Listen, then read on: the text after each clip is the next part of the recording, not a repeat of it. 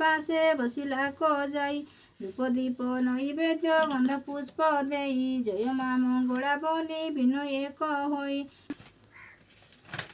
शंख हुलहुली दिव्य चंडालुणी गृह मुखर सबदे जेसु बही गह गह समस्त प्रकार पूजरिले जय मा मंगला बोली दंडवत कले फूल प्रसाद मांकर शिरे घेनिले मंगला सुमरी केन्दु चारही खाइले एथु अनंतरे तुम्भे शुण हे अर्जुन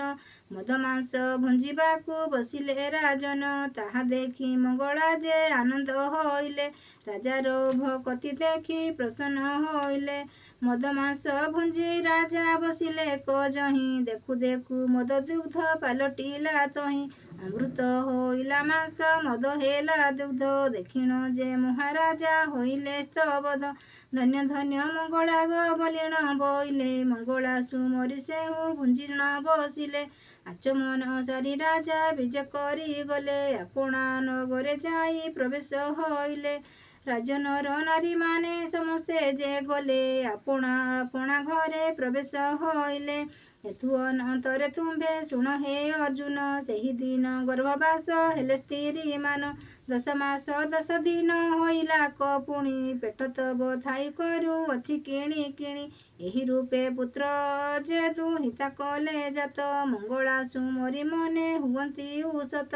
राणी मोहा देई जे आनंद हेले तहु राजनर